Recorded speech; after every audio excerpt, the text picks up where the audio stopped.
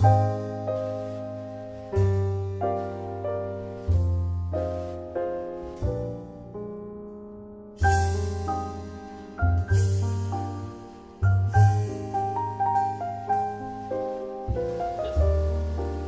situación histórica de la modernidad empezó en el siglo XVIII y siglo XIX con el padre de la modernidad, René Descartes. La característica principal de la modernidad era la razón universal.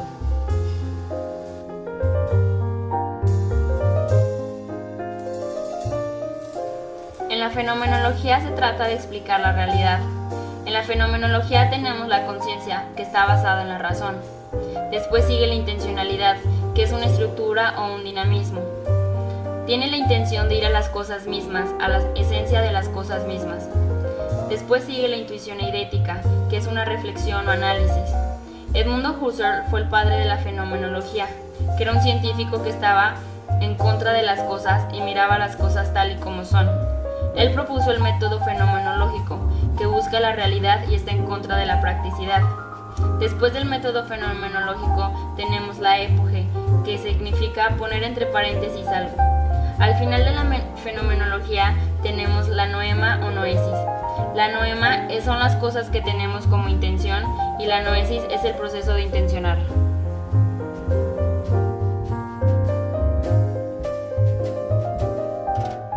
En el seminario de filosofía del segundo semestre también aprendimos el estructuralismo. Está compuesto obviamente por estructuras y el padre del estructuralismo fue Michel Foucault. Tenía la preocupación por vincular el poder, la razón y el sujeto con su perspectiva conciencia.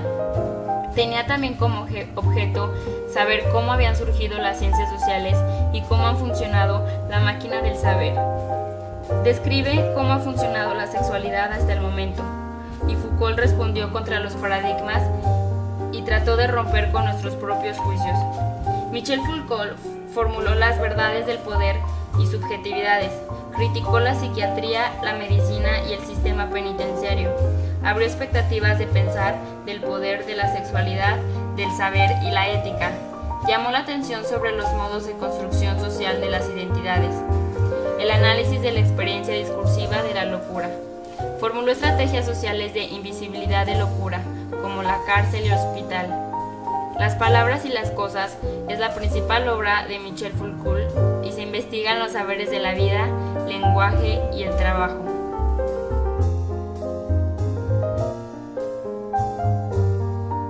Todo lo que se hace por amor se hace más allá del bien y del mal. Federico Nietzsche, encuentro entre su vida y voluntad de poder. Fue un punto de partida donde nacen los valores. ¿Quién es el que ha creado lo bueno, bien y mal? Relación entre él, Nietzsche y Hitler.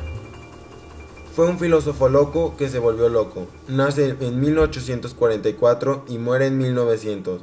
Su vida era su concepto, furioso antiplonista, mundo suprasensible, bueno, bello, verdad. Se basa en la materialidad de la vida, es devenir, un afán al deseo, gracias a la voluntad de su poder.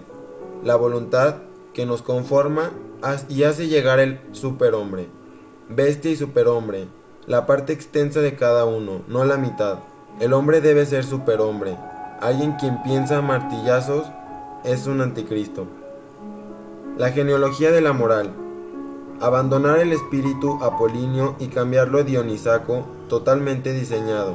La razón de tu ser tiene que hacer que debes comportarte y pensar. Es el espíritu apolíneo. El origen del mal está en Dios. Odia al cristianismo. Borreguismo, gente, es común y manipulada.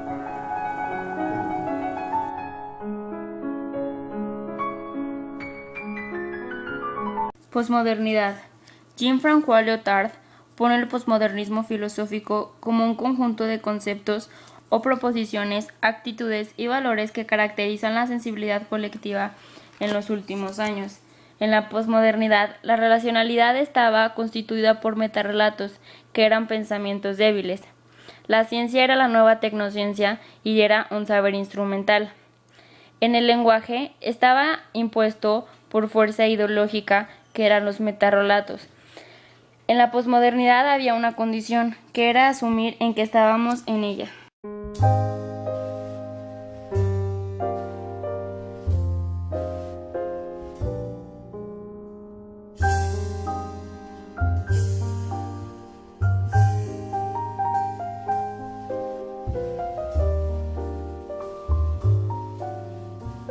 la posmodernidad también podemos observar el desarrollo de la conciencia ética y una contextualización del poder y el saber. En la posmodernidad se dio mucho énfasis hacia los débiles y la división entre los pueblos, las luchas de poderes. El poder para modelar las mentes de los demás era un tipo de manipulación. Hubo censura, que se dividió en luz y oscuridad, y las dos formaban una verdad afuera que no era lo mismo que una verdad adentro. En la posmodernidad se dio el armamentismo, y Dios era imagen y semejanza del hombre. El desarrollo de la conciencia fue un gran impulso en la posmodernidad, como Los Miserables. El mundo paradójico estaba compuesto por retos, y este mundo era raro. Había hambre infantil, pérdida del rumbo, mundo que presume la juventud y esconde la vejez, sociedad que se maquilla, una sexualidad virtual y filiación virtual. Trato a las personas como animales y a estos como personas. Lo desechable es la cultura permanente. El público y privado se confunden. Era un elemento estadístico. El hombre está angustiado y el mundo ha sido globalizado por la economía y no por la ética. El mundo está lleno de esperanza, ha roto paradigmas, permitiendo construir la propia versión del yo.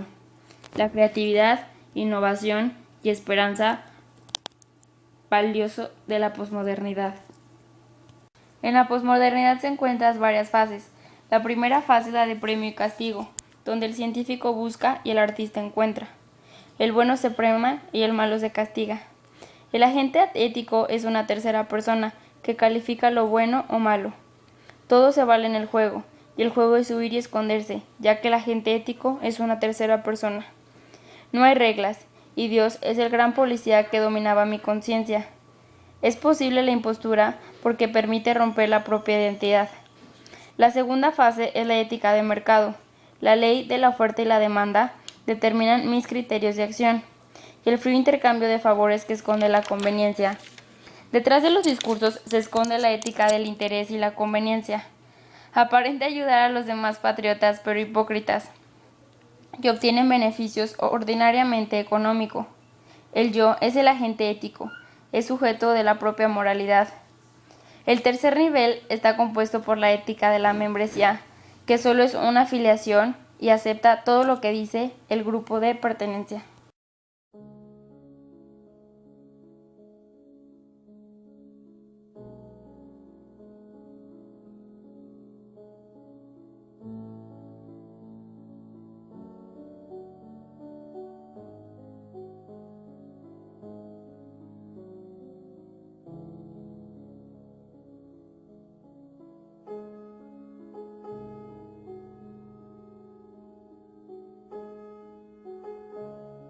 Como conclusiones de la posmodernidad, podemos decir que hay soledad y drogadicción, fabricación en serie, una situación bélica llena de violencia, movimientos juveniles, vitalidad y rebeldía ante la modernidad y a la reproducción de pensamiento, rebeldía ante el trato como objeto, como cosa, cosificación, irreconciliables la paz y la guerra, y todo está contra la reproducción del sistema de educación opresor y controlador.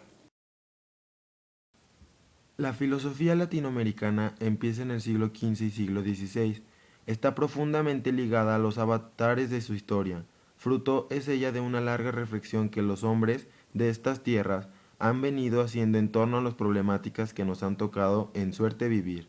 Los pensadores latinoamericanos han llegado a preguntarse si lo que hacen es filosofía o no. No estamos seguros de si nuestras expresiones llamadas filosóficas realmente lo son. Se debe esta actitud de duda frente a nuestra filosofía. La filosofía latinoamericana es tributaria del pensamiento occidental. Hemos importado para tratar de resolver los problemas que una determinada realidad plantea.